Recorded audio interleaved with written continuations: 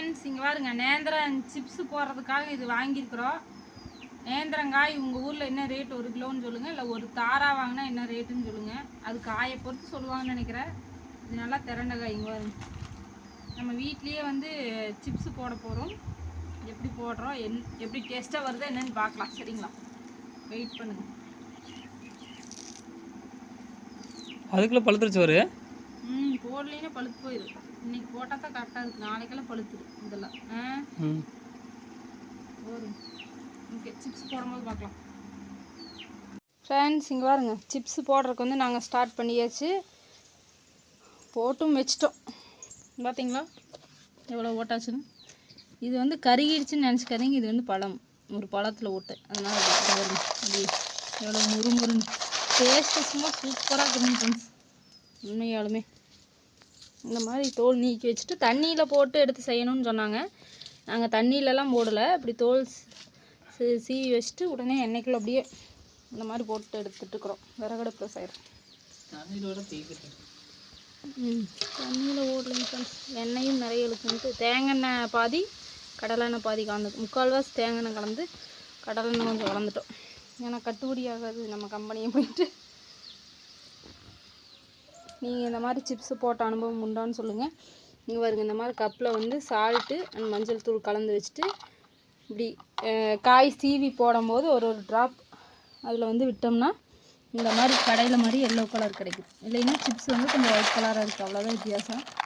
அப்புறம் சால்ட்டு கலக்கிறதுனால அந்த டேஸ்ட்டு கடையில் வாங்குற அதே டேஸ்ட்டு சூப்பராக இருக்குதுங்க ஃப்ரெண்ட்ஸுங்க. சாப்பிட்றதுக்கு அவ்வளோ நல்லா இருக்குது. மொறும் சூப்பராக இருக்குது. செம்மையா இதுதான் எங்கள் வேலை இன்னைக்கு. தலைவர் வேலை இதுதான். நல்லெண்ணெய் வந்து கால்வழி ஆயில் காய்ச்சி வச்சுட்டேன். ஆனால் அது வந்து ஒரு நாள் எண்ணெயில் நல்லா ஊறணும் அந்த மூலிகையெல்லாம், அதனால் அப்படியே வச்சுருக்கிறேன். நாளைக்கு வந்து உங்களுக்கு கண்டிப்பாக நான் கொரியர் போட்டுருவேன். யாரும் இன்னும் ஆயில் வரலின்னு கவலைப்படாதீங்க. 2 லிட்டருக்கு ஆர்டர் வந்திருக்குது. இன்னும் கால்வழி ஆயில் வேணும், பெயின் ரிலீஃப் ஆயில் வேணும் அப்படின்னீங்கன்னா கமெண்டில் சொல்லுங்கள், வாங்கிக்கலாம். பாருங்க, காய்ச்சி எடுக்குது இன்றைக்கின்னு பார்த்து. நேற்று கூட இப்படி இல்லை. உளுந்து வந்து காய போட்டுருக்குறேன். ஒவ்வொரு பொருளாக காய போட்டு எடுத்துக்கணும் டெய்லியும். வடை சட்டிக்கு கைப்பிடி இல்லை, அதனால் மொட்டையாக உள்ளது. இதை விட பெரிய வடை சட்டி எங்கள் வீட்டில் இல்லை. இதுதான் பெருசு இருக்கிறது. பெருசாக ஒன்று வாங்கி வச்சுக்கணும். வாங்க ஃப்ரெண்ட்ஸ், சாப்பிட்லாம். நேந்திரம் சிப்ஸ் யாருக்கெல்லாம் ஃபேவரெட்னு சொல்லுங்கள். எனக்கு ரொம்ப ரொம்ப பிடிக்கும்.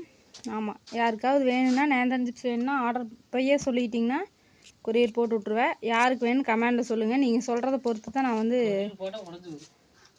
கொரியர் அந்த மாதிரி டப்பாவில் தான் போடுவோம். டப்பாவில் போட்டு பாக்ஸ் பண்ணுவோம். அப்படி தான் கொடுப்போம் நாங்கள். உங்களுக்கு வேணும் அப்படின்னா நீங்கள் தாராளமாக வாங்கிக்கலாம். கமெண்டில் சொல்லிடுங்க. அப்போ தான் நாங்கள் பிஸ்னஸ் பண்ணுறதுக்கு ஏதுவாக இருக்கும். அதுக்கப்புறம் இப்போ எனக்கு ஒரு கொரியர் வந்துருந்துச்சு. ஒரு அண்ணா கொரியர் பண்ணிக்கிட்டு இருந்தாங்க ட்ரெஸ்ஸு. செமையாக சூப்பராக இருந்துச்சு. ஓகே, பார்க்கலாம். சிப்ஸ் எல்லாம் போட்டு முடிச்சுட்டு யார் யாருக்கு வேணுமோ மறக்காமல் கமெண்டில் சொல்லுங்கள்.